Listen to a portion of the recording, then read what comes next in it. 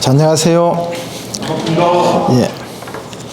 자, 오늘은 지난주에 말씀드린 대로 부동산 금융론 전체적으로 쭉 마무리를 할 텐데, 이 금융론은 투자론과 같이 연결되거든요. 그래서 보통 부동산 금융은 투자와 금융, 왜냐하면 부동산 투자에는 많은 자금이 소요되면서 자기 자본과 타인 자본, 즉 금융을 결합해서 투자하는 것이 일반적이기 때문에 금융은 투자와 같이 연결돼서 설명되는 부분이 많아요. 그래서 이제 그 금융 부분이 같이 연결되면서 설명되는데, 먼저 이제 금융의 기본 개념부터 설명드리고 기본 원리 중심으로 확인한 다음에 거기에 맞춰서 원리금 상환 방법, 그리고 이제 금융의 원리들, 금융의 형태들, 이걸 중심으로 해서 기초 원리 중심으로 설명드립니다. 오늘은 자, 먼저 나오는 것이 이제 금융의 의미부터 잠깐 봐요. 원래 금융의 의미는, 금융은 뭘 줄임말이냐면 앞에 자금 융통을 줄임말, 자금 융통, 즉 자금을 융통 조달하는 것을 의미하는데, 여기에서 이제 자자 떼내버리고 통자 떼내버리니까 금융만 남은 것이거든요. 그래서 자금 융통의 줄임말이 바로 금융, 한마디로 돈을 조달하는 것이 금융인데, 그럴 때 이제 부동산 금융은 부동산을 개발하거나 아니면 부동산을 매입, 구입하는 과정에서 자금을 조달하는 것을 이름해서 부동산 금융, 그래요. 자, 그러면 자금을 조달할 때, 부동산을 개발하거나 아니면 부동산을 구입하는 과정에서 자금을 조달할 때 보통 이제 자금을 조달하게 되면 반드시 담보가 제공되거든요. 그럴 때 통상 그 부동산의 종류 중에서 토지가 담보로 제공되는 것을 토지금융, 그리고 주택이 담보로 제공되는 것을 통상 주택금융, 그래요. 근데 이 토지금융은 부동산금융에서는 거의 의미가 없어요.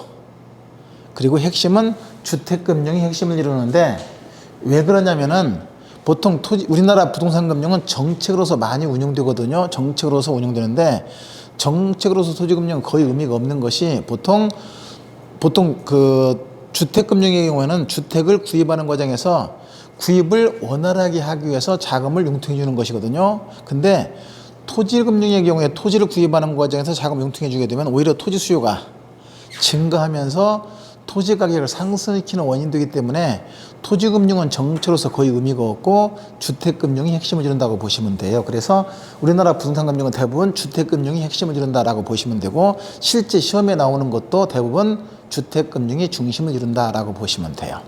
그리고 이 주택금융은 다시 구분하기를 주택개발금융과 주택소비금융 이렇게 구분되는데, 주택개발금융을 건축대부, 주택소비금융을 저당대부 이럴 때, 보통 개발금융은 주택개발업자가 개발자금을 조달하는 것을 이름해서 개발금융, 그래요. 이게 부동산 주택을 개발할 때 개발자금이 엄청나게 많이 필요하잖아요. 그 개발자금을 융자받는 것이 바로 개발금융. 그래서 주택 공급자에게 자금을 융통한다. 그래서 이것은 공급자 금융의 형태가 되는 것이고, 공급자 금융 형태가 되는 것이고, 주택 소비 금융은 다른 말로 저당대부 그러는데, 이것은 주택 구입자금, 그러니까 무주택 서민이 주택을 구입하는 과정에서 자금이 필요하잖아요. 이런 경우에 자금 융통하는 것이거든요. 그래서 이것은 수요자에 대한 금융이다, 이렇게 보시면 돼요. 그래서 보통 개발금융을 공급자금융, 소비금융을 수요자금융 이렇게 표현되는데, 보통 공급자금융은 특징이, 개발금융은 특징이 기간도 짧고 금리도 상당히 높고, 그리고 금리가 높다 그랬으니까 그냥 금리라고 쓰면 안 되고 고리 금리가 높고, 그리고 보통 이제 개발 자금을 융자할 때 어떻게 하냐면 건축 공정에 따라서 단계적으로 대출되고 완성되면 일시에 상환된다, 이게 특징이 돼요. 자, 이를테면, 예를 들어서 어떤 아파트 개발업자가 개발 자금이 필요하다. 엄청난 자금이 필요하거든요. 보통 이제 이런 경우를 보통 프로젝트 파이낸싱에서 PF 대출 이렇게 많이 얘기하는데, 그럼 만약에 300억 정도의 개발 자금이 필요하다. 그럴 때는 보통 어떻게 대출이 되냐면, 개발하고자 하는 토지를 담보로 해서 대출이 되는 것이 일반적이거든요. 근데 이 토지의 담보 능력이 대출받는 금액에 비해서 턱없이 부족한 것이 일반적이거든요. 그러다 보니까 은행 입장에서는 어때? 위험이 크죠. 크다 보니까 위험이 큰 만큼 뭣도 높아요. 이자율도 높아요. 그래서 금리가 상당히 높아요. 그래서 보통 개발금융의 경우에는 일반적인 우대금리에 비해서 한 3% 이상 더 높다고 보시면 돼요. 그래서 4, 5% 이상 되는 것이 일반적이거든요. 그래서 금리가 상당히 높고, 그 다음에 대출이 이루어지는 형태를 보면 처음부터 300을 다 일시에 딱 줘버리면 개발업자들이 이 돈을 가지고 딴 데 써버려요. 그러면 개발 자금이 제대로 활용되지 않는 경우가 많거든요. 그래서 어떻게 대출되냐면, 처음부터 300억을 주는 게 아니라 건축 공정에 따라서, 이제 개발하시는 분 아실 테니까, 건축 공정에 따라서 예를 들어서 20%가 공정이 이루어지면 20%에 맞는 만큼 엄격한 심사를 통해서 20% 맞는 만큼만 대출해줘요. 왜냐면 공사비 지불해야 되니까. 그러고 나서 다시 또 공사가 진척도에 따라서 단계적으로 자금이 집행 대출돼요. 그러고 나서 완성되면 다 지었으니까 어떻게 이거 팔아먹죠. 분양하면 돈이 들어오잖아요. 일시 어떻게 상환해야 그거 분양할 거 아니에요. 그래서 일시불로 상환되거든요. 그래서 대출 형태가 단계적으로 대출되고 완성되면 일시불로 상환된다. 그러면 보통 대출 기간이 어때요? 건설 기간으로 한정되죠. 그러면 아파트 경우에 개발 기간이 보통 어느 정도 기간? 길게 보면 2년에서 4년 정도, 길게 보면 이 정도에서 기간이 상당히 짧다라고 보시면 돼요. 그래서 기간도 짧고 금리도 높고, 그리고 건축 공정에 따라서 엄격한 심사를 통해서 단계적으로 대출되고 완성되면 일시에 상환된다. 그래서 보통 기간이 짧아서 보통 일시적 금융 또는 한시적 금융 이런 형태로 이루어져요. 한시적 금융 이런 형태로 이루어지고, 반대로 소비금융은 무주택 서민이 주택 구입자금을 융자받는 것이거든요. 따라서 이런 경우는 이제 기간도 상당히 길고 금리도 낮고, 그리고 집을 살 때 한꺼번에 일시불로 대출되고, 그러고 나서 이제 10년, 20년 장기간 단계적으로 상환된다. 그래서 기간이 상당히 길어요. 보통 짧으면 10년이고 보통 20, 30년 되잖아요. 주택자금 대출 받으시면 대부분 다 20, 30년 되잖아요. 기간이 길어서 보통 영구적 또는 반영구적 금융 이런 형태로 표현되고 그래요. 보통 주택 담보대출이 바로 소비금융 얘기하는 것인데, 일반적으로 은행에서 대출 받을 때 가장 금리가 싼 것이 뭐예요? 주택담보대출이잖아요. 그래서 금리가 상당히 싸요. 금리가 낮고, 보통 기간도 어때요? 10년, 20년, 30년 그렇잖아요. 기간도 상당히 길고, 아까 설명했을 때 처음에 집 살 때 일시불로 대출돼요.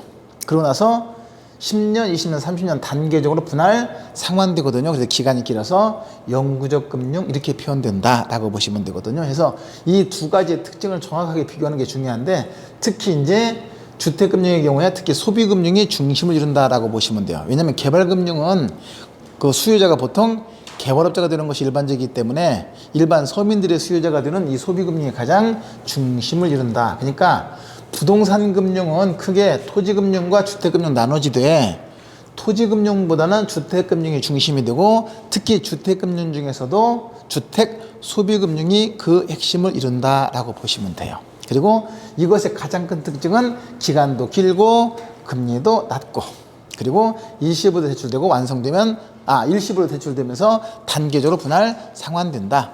그러면 가만히 보니까 기간도 길고 금리도 낮으면 은행 입장에서는 어때요? 유리할 것이 하나도 없잖아. 그죠? 그래서 은행 입장에서는 유리할 것이 없기 때문에 단순한 영리 목적의 금융이 아닌 정책 목적의 특수금융의 형태를 이룬다라고 보시면 돼요. 정책 목적의 특수금융 형태를 이룬다. 자, 이것이 이제 부동산 금융의 기본적인 틀이라고 보시면 되고, 이 중에 가장 중심은 바로 소비금융이 중심을 이룬다라고 보시면 돼요. 그리고 실제 여러분들이 이제 실제 실무를 하는 과정에서, 중개업을 하는 과정에서 실제 써먹는 것은 여러분들이 개발사업 하는 거 아니잖아요. 대부분 다 이 소비금융이 중심을 이뤄서 금융을 잘 알아야, 중개하는 과정에서 어때요? 매수자들이 집을 사야 되는데 돈이 부족하면 돈 없으면 뭐하러 왔냐, 빈대떡이나 부쳐먹지, 그러면 안 되잖아요. 자금을 조달할 수 있는 방법을 제시해서 구매할 수 있도록 해야 거래가 성될 수 있잖아요. 그래서 금융을 알아서 그걸 제시할 수 있어야 되거든요. 그래서 이걸 잘 알아야 된다는 것이 핵심이 돼요. 자, 여기까지 해서 이제 부동산 금융의 기본 원리가 설명됐고, 그 다음에 이제 용어들이 쭉 설명되죠. 거기 보면 융자 비율, 융자 원금, 융자 잔고, 융자 기간 또는 저당 기간, 융자 상환, 그 다음에 원리금 상환액, 이걸 다른 말로 뭐라고 하냐면 부채 서비스액 또는 원리금 상환액. 그러는데, 자, 이곳의 용어를 지금부터 쭉 한번 정리해 봐요. 자, 가령 사례를 통해서 설명돼야 이해가 쉬우니까 사례를 잠깐 보시면, 예를 들어서 이 동네는 주택의 가격이 보통 평균 얼마 정도 해요? 32평짜리면 한 5억 가나요? 예, 5억 정도 가요. 5억 정도. 그럼 5억짜리 주택을 사는데 지분을 2억으로 하고 은행에서 3억을 대출받았다. 자, 이렇게 이제 투자했다고 가정해봐요. 그리고 이제 이거 3억을 대출받는데, 이건 당연히 무슨 금융, 집을 살 때 대출받았으니까 소비금융이죠. 기간이 어때요? 그래요. 그래서 보통 20년 상환이다. 20년 상환이다. 그리고 상환 방식은 좀 이따 다 구체적인 내용 설명드리겠지만 원리금 균등 상환 방식으로 상환한다고 가정해봐요. 원리금 균등 상환 방식으로 상환한다. 자, 그러면 그런 상태에서 만약에 20년 상환인데 5년이 경과됐더니 예를 들어서 3억 중에서 2억 6천이 남아 있었다. 5년 지난 상태에서 잔금이 2억 6천이 남아 있었다. 자, 그러면 요 사례를 가지고 용어를 쭉 한번 확인 한번 해봐요. 먼저 융자 비율은 부동산의 가치에 대한 융자액의 비율, 즉 대부액의 비율, 이것을 융자 비율 그래요. 이걸 다른 말로 대부 비율, 용어네요. 대부 비율 또는 저당 비율, 영어로는 LTV라 그래요. Loan to Value. 그래서 부동산의 가치에 대한 대부금의 비율, 이렇게 표현해요. 여러분 LTV 많이 들어봤을 거예요. 바로 이 융자 비율을 얘기하는 거예요. 자, 그러면 이 경우에 융자 비율은 몇 프로? 얼마짜리 사는데 5억짜리 사는데 융자액이 얼마? 3억이면 융자 비율 몇 프로? 60%. 이것이 융자 비율 그래요.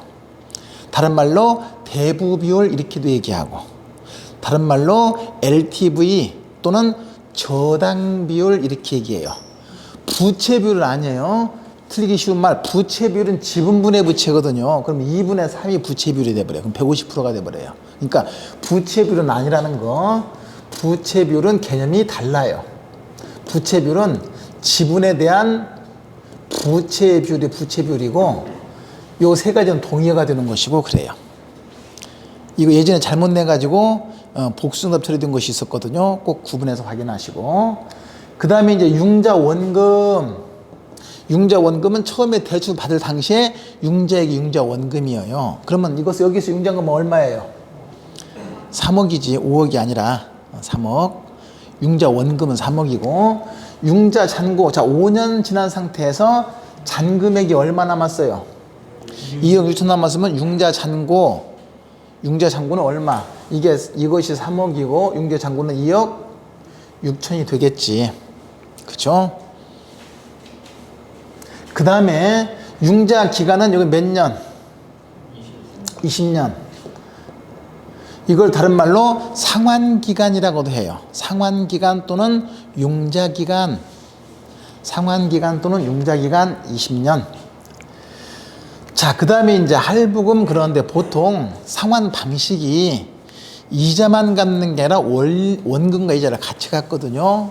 그럴 때 이제 보통 원리금 균등으로 상환하는 경우는 어떻게 상환하냐면 대출받은 금액이 얼마예요? 3억이면 3억에다가 뭘 곱하냐? 우리 지난번에 배웠던 저당 상수, 할부 상환율, 저당 상수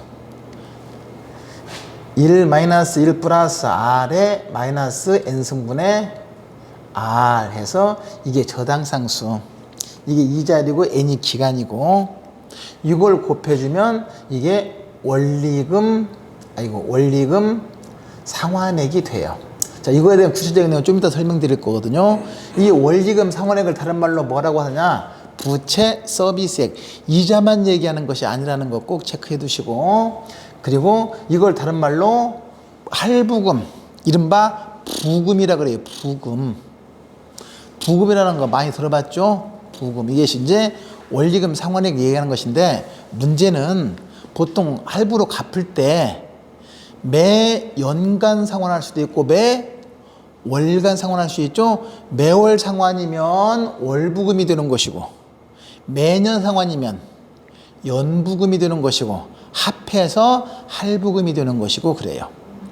매년 상환이면 연부금, 매월 상환이면 월부금, 합해서 그냥 할부금, 그냥 줄여서 부금.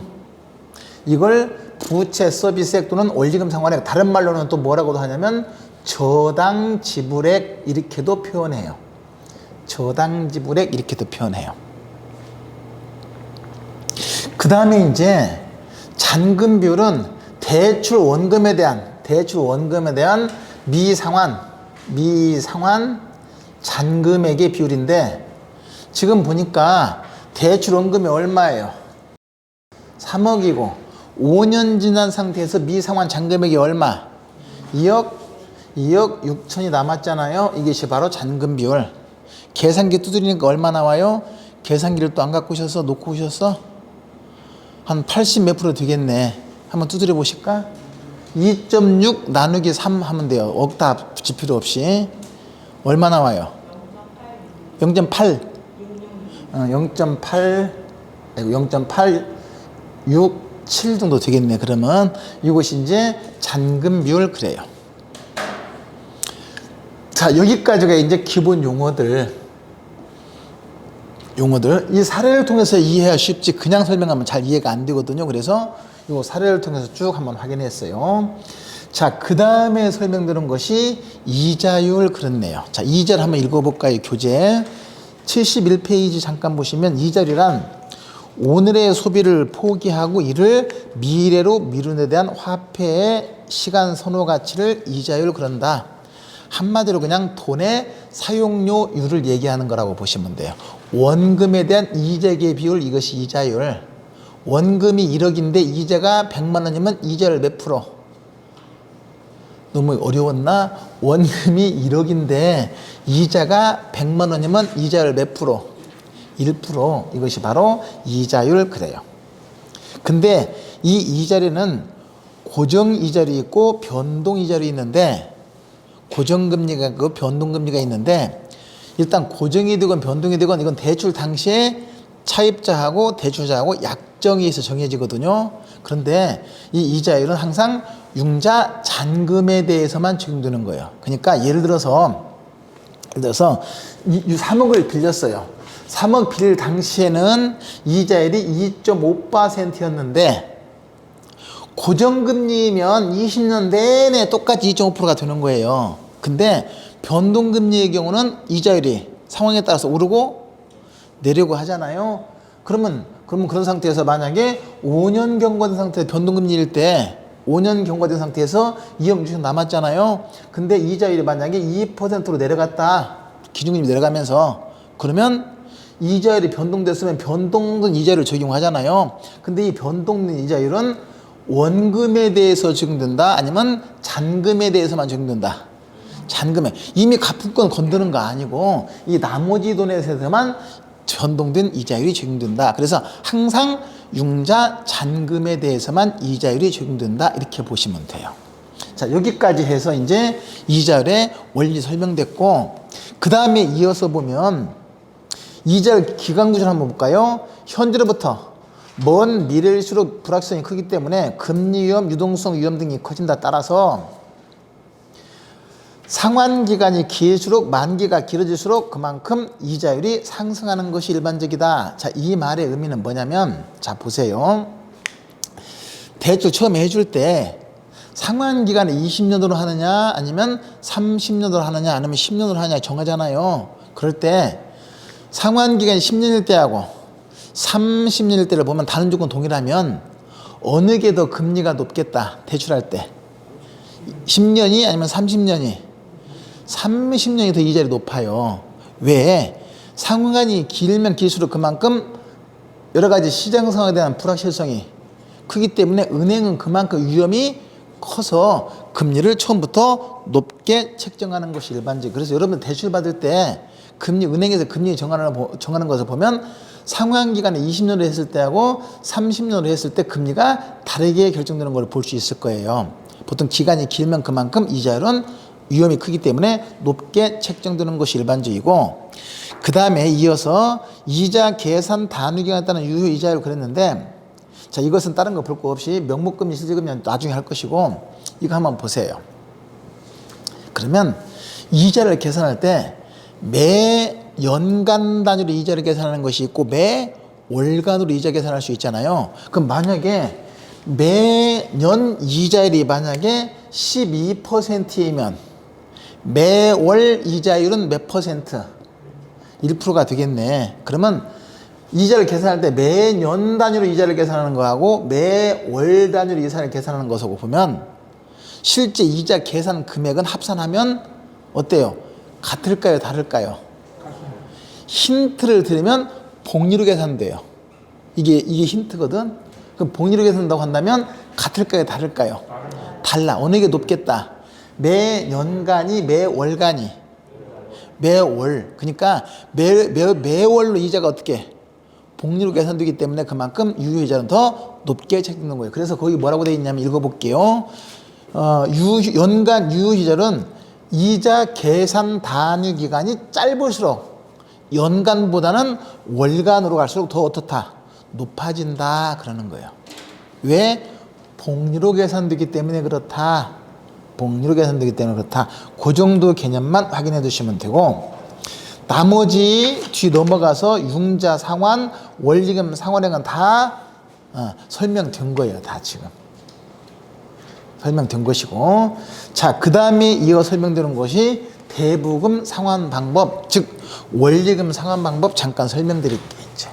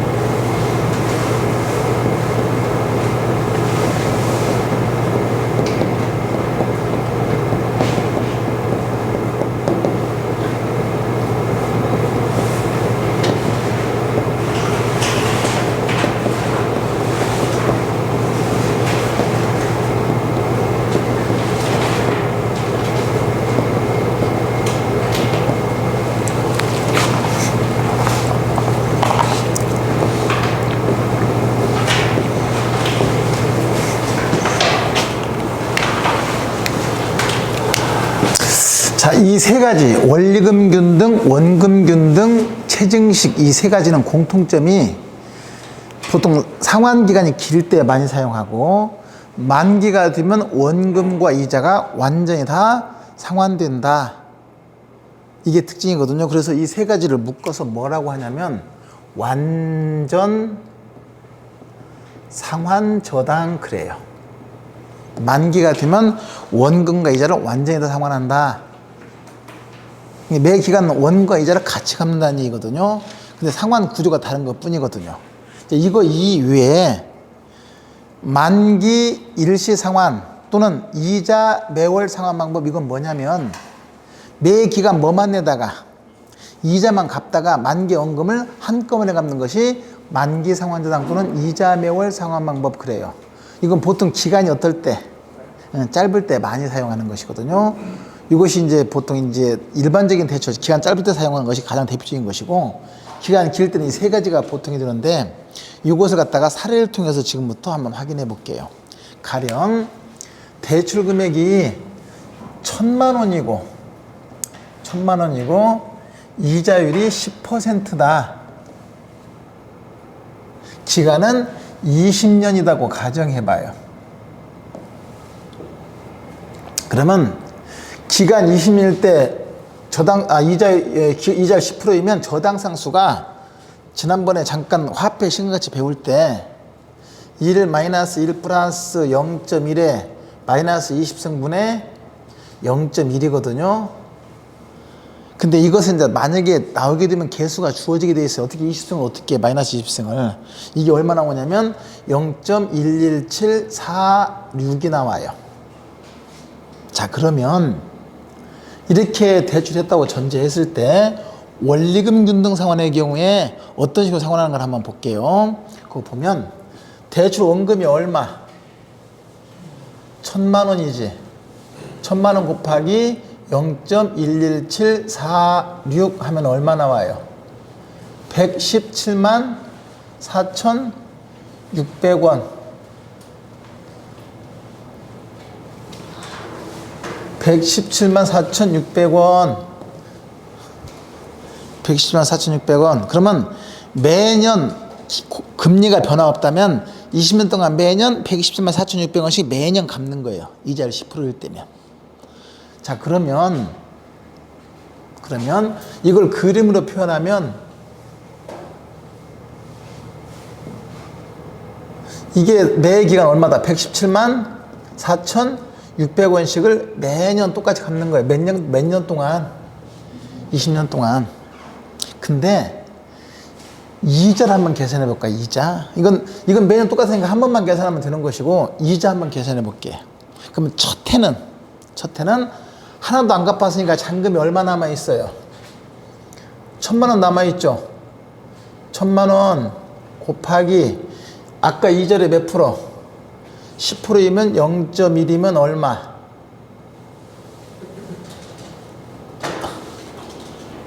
100만 원. 100만 원. 맞나요? 그러면 이게 첫 해예요, 첫 해. 그러면 이자 상환액은, 원금 상환액은 얼마인가 보세요. 첫 해 원금 상환액은 원리금 상환액이 얼마여서? 117만 4,600원에서 이자 얼마? 100만 원 빼니까 얼마? 17만 4,600원이다 이 말이에요. 그러니까 구조가 이래요. 이렇게 돼 있고 이게 얼마이고 100만 원 이게 17만 4,600원. 그럼 이것이 뭐가 돼요? 원금 상환액이 되고 이것이 이자 상환액이 되는 거예요. 근데 2000년도를 한번 보세요. 2000년도를 보면 자, 지금 보니까 17만 4,600원 갚았잖아요. 원금이. 갚아있으면 잔금이 얼마 남아있을까? 이거에서 이거 빼야 되잖아요. 그럼 얼마? 빨리 계산기. 982만 5,400원이네. 곱하기 10%이면 98만 5,400원. 그러면 2000년도에 똑같은 금액 갚는데 110만 4,600원에서 98만 5,400원 빼니까 얼마? 19만.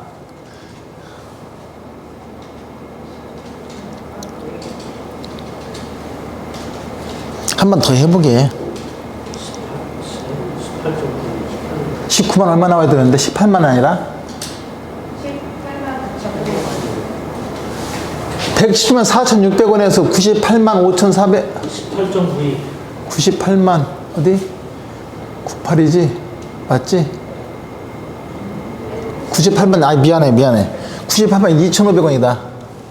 맞죠? 2.5니까 그러면 98만 2,500원 미안해요. 빼면은 19.21.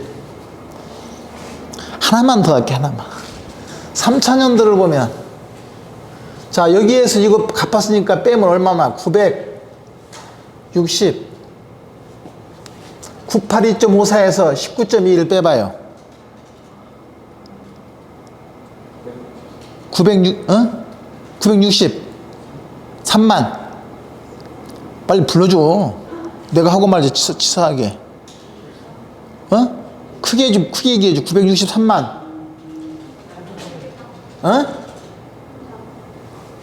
크게. 아, 치사하게 진짜 안 불러줄게. 내가 계산기 두드려야 돼? 아니, 거기서 982.54에서 19.21을 빼라니까? 963만 7,900원이에요? 곱하기 0.1이면 96만 3,700원, 117만 4,600원에서 96만 3,700원 뺐더니 얼마? 21만 1,100원 뭐 이런 식이네. 1,100원이 아니구나. 21만 09 뭐 이런 식이네. 맞는지는 모르겠어요. 여러분 계산이 틀렸으면. 자, 그러면 보니까 매 기간 갚는 금액은 어때요? 똑같아요. 원리금이 매년 똑같아서 원리금 균등 상환이에요. 그래서. 근데 똑같은 금액이라고 하더라도 첫 해, 둘째 년도, 셋째 년도에 따라서 이자 원금의 구조가 어때요? 달라지지. 이자는 처음에 많다 점점 줄어요. 왜? 이율은 똑같은데 잔금이 점점 주니까 이자액은 점점 줄고 주는 것만큼 원금 상환이 더 커진다라고 보시면 돼요. 그러니까 이런 구조이기 때문에 만약에 10년 지났다 그러면 아이고 1,000만 원 빌려가지고 반 갚았네? 택도 없는 소리야. 10년 지나면 한 3분의 2는 남아있어요. 기간의 3분의 2는 지나야 반 갚은 걸로 보시면 돼. 구조가 그래요. 그러니까 이 원리금도 상환한 다음에 상환 방식 정해놓고 20년 상환한 다음에 10년 지난 다음에 나는 반 남았겠다고 가보면 은행에 가보면 3분의 2가 남아있어요. 그러면 또 은행에서 막 또 난리치는 사람이 있어. 그럼 본인만 바보 되는 거예요. 그게. 이런 구조이기 때문에 그래요. 원리금 균등 상환 방법. 그 원리금 균등 상환 방법은 초기에는 이자가 많다가 점점 작아지고 원금 상환액은 초기에는 적다가 점점 커지는 상환 구조가 된다. 이렇게 보시면 돼요. 이게 원리금 균등 상환 방법 구분하시면 되고, 그 다음에 이제 원금 균등. 그러면 이 조건에 맞춰서 원금 균등 한번 해보시게. 이 조건에 맞춰서. 그러면 1,000만 원 나누기 몇 년? 20년이면 얼마? 50만 원인가요? 그럼 매년 원금 상환액은 똑같이 50만 원씩이야. 그래서 원금 균등이니까 한 번만 구하면 돼요. 한 번만. 그 다음에 잔금액, 이자액은. 자, 첫 해는 얼마? 하나도 안 갚았으니까. 1,000만 원에 몇 프로? 10%이면 100만 원. 합해서 150만 원 갚는 거네. 응? 그러면 첫 해 원금 얼마? 50만 원 이자 100만 원에서 150만 원 갚는 거예요. 그럼 2차 년도는 원금 상환액은 똑같으니까 구할 필요가 없어. 똑같이 50만 원이고 이자는 원금 50만 원 갚았으니까 얼마 남았어? 950만 원 곱하기 0.1이니까 95만 원. 그러면 50만 원 더하기 95만 원 하면 145만 원 되는 것이고 3차년도는요 900만 원이죠. 왜? 50만 원 갚았으니까. 그러면 곱하기 0.1이면 얼마? 90만 원. 50만 원 더하기 90만 원이면 140만 원. 4차년도는 850만 원 곱하기 0.1이면 85만 원. 50만 원 더하기 85만 원이면 135만 원. 이런 식으로 쭉쭉쭉쭉 내려가겠네. 그러면 보니까 매년 원금 상환액은 어때요? 일정하죠? 그래서 원금 균등 상환이에요. 그래서. 근데 전체 상환 금액은 초기에 많다가 점점 어때요? 적어지죠? 그래서 이것을 체감식 상환 방법이라고도 해요. 체감식. 상환액이 점점 줄어든다. 그래서 이것을 체감식 상환 방법 이렇게도 표현하는 거예요. 체감식 상환 방법. 그리고 체증식은 그러면 이걸 그림으로 표현하면 이런 식이네. 원금 상환액은 어떻고? 똑같이 50만 원 일정하고 이자는 초기에 많다고 점점 어떻게 돼요? 작아지죠? 처음에 100만 원에서 그 다음에 95만 원, 90만 원, 85만 원, 80만 원 쭉쭉 내려가겠지. 이것이 이자는 점점 작아지면서 원리금이 점점 체감한다. 그래서 이것을 체감식 상환 방법 그러는 거예요. 이것은 원리금 균등은 쭉 똑같이 가는 것이고 체감식은 초기에 많다가 점점 작아진다.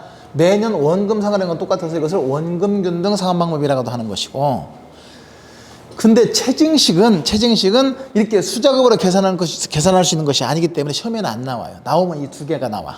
계산 문제가. 자, 체증식은 초기에는 상환액이 적다가 가면 갈수록 상환액이 커지는 구조. 이것이 체증식 그래요.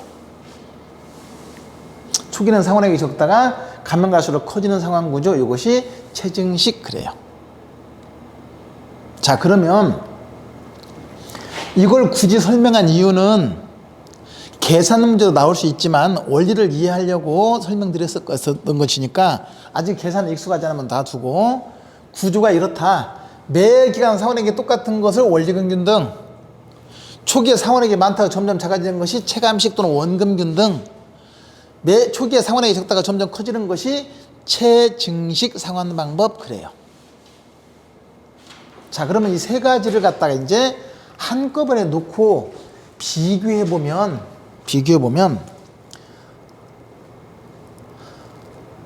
파란 것이 원리금 균등, 까만 것이 원금 균등,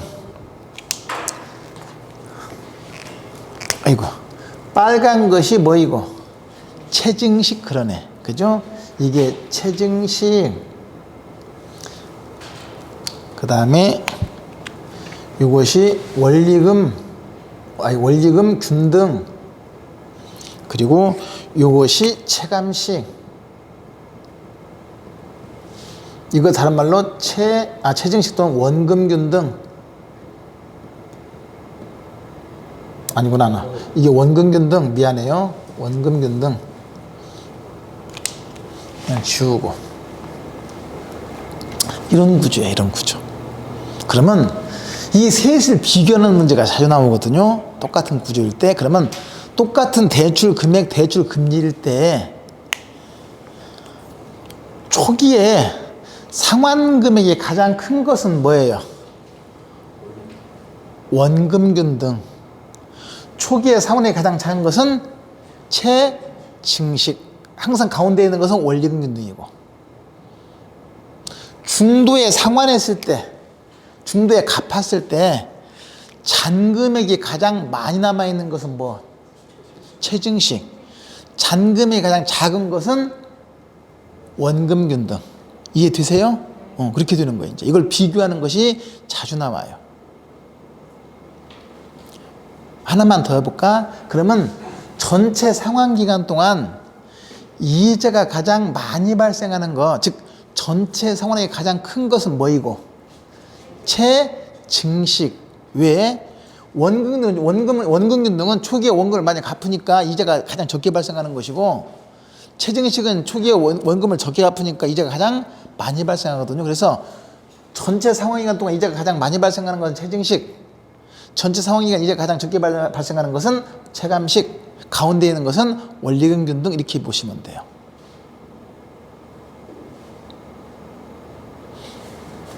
그럼 다시 바꿔서 얘기해 볼까? 중도 상환 시 잔금 비율이 가장 높은 거, 중도 상환 시 잔금 비율이 가장 높다는 것은 미상환 잔금이 가장 많이 남아있다는 얘기잖아요. 어느 거? 채증식. 이제 이런 식으로 다 연결되고 그러거든요.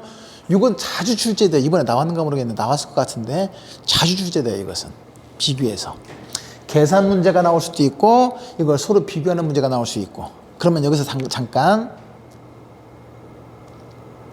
앞으로 소득의 감소가 예상되는 중년층, 아직은 소득이 많지만 앞으로 소득의 감소가 예상되는 중년층에 유리한 것은 어느 거? 채감식. 우선 소득이 많으니까 많이 낼 수 있으니까. 앞으로 소득의 증가가 예상되는 젊은 층이 유리한 것은 채증식. 가장 일반적인 상환 방식은 원리금균등, 그러는 거예요. 이렇게 해서 서로 비교하는 문제가 자주 출제가 될 수 있거든요. 그런 거 잘 체크해서 확인하시고. 하나 더 물어볼까?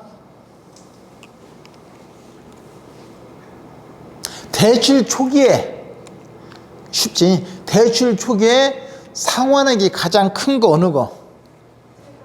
체감식. 쉽잖아. 가장 작은 것은 채증식. 마지막에 좀 어려운 거 한번 물어볼게요. 은행 입장에서 원금의 회수 위험이 가장 큰 거, 채증식 외에 원금등은 초기 원금을 많이 회수하니까 원금의 회수임이 가장 작은 것이고, 채증식은 나중에 회수하니까 원금의 회수임이 가장 크다고 봐야 되죠. 그래서 은행 입장에서 원금의 회수임이 가장 큰 것은 채증식이다, 이렇게 보시면 되고, 전체 상환 기간 중에 전체 상환액이 가장 큰 것은 채증식, 전체 상환액이 가장 작은 것은 채감식, 이렇게 되는 것이고, 이런 식으로 비교하는 문제가 자주 나올 수 있고 그래요. 앞으로 소득의 거기까지 그냥 그만합시다. 여기까지. 자, 이렇게 해서 이제 원리금균등, 원금균등, 채증식, 이 세 가지는 비교해서 꼭꼭 체크해서 확인해 두시면 되고, 그 다음에 용어를 잠깐 설명드릴 텐데, 부의 상환이 발생할 수 있다, 즉 마이너스 상환이 발생할 수 있는 것은 바로 채증식이에요. 자, 이게 무슨 말이냐면, 부의 상환이라는 것은 뭐냐면, 대출 잔액이, 즉 융자 잔금이 대출 원금보다 더 커지는 것을 마이너스 상환이라 그래요. 그러니까 1억을 대출받았는데 나중에 보니까 잔액이 1억보다 더 커지는 경우가 있을 수 있어요. 그건 왜냐? 초기에 상환액이 가장 너무 작으면, 이게 초기에 이자액이, 상환액이 만약에 이게 70만 원이다. 그러면 이자만 갚아도 얼마 갚아야 돼? 1억에 10%니까, 1000만 원에 10%니까 100만 원 갚아야 되는데, 근데 70만 원 갚으면 이자 30만 원 덜 갚았지? 그럼 그것이 어디에 붙어버려요? 잔금에 붙어버리지? 그럼 잔금이 대출 원금 1000만 원보다 더 1030만 원 되어버리잖아. 이걸 뭐라고 하냐면 부의 상환이라 그래요. 즉 마이너스 상환. 그래서 대출 잔액이 융자 원금보다 커지는 것을 이르면서 부의 상환이라고 하고, 당연히 이 셋 중에서 부의 상환이 발생할 수 있는 가능성이 가장 높은 것은 채증식이 되는 것이다 라고 보시면 돼요. 자, 여기까지 해서 이제 요 세 가지 특성과 내용 비교하고, 자, 이 세 가지의 공통점은 만기가 되면 대출 원금 얼마, 1000만 원과 그에 대한 이자가 완전히 다 상환된다 하는 것이 공통점이고, 아까 설명했듯이 매 기간 이자만 갚으면 만기는 원금이 그대로 남아있죠. 이것을 이자 매월 상환방법 또는 만기 상환저당 그러는 것이고, 거치식이 있어요. 거치식. 예를 들어서 1년 거치 10년 상환 또는 2년 거치 10년 상환 그러잖아요. 그럼 1년 거치 그 말은 뭐예요?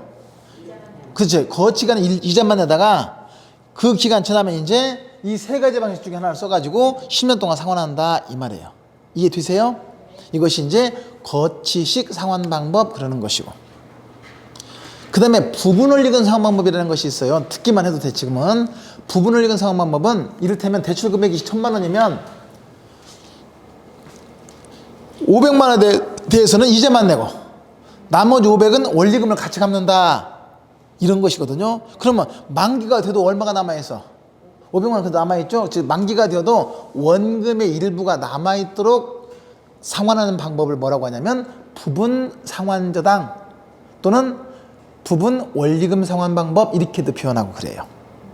자, 이런 식으로 해서 이제 내용들이 쭉 설명되니까 참고해서 보시면 되고, 자, 여기까지 해서 이제 원리금 상환법에 대한 내용 확인하고 조금 쉬었다가 이제 그 고정금리하고 변동금리 72페이지 보면 고정금리 변동금리 나와 있죠.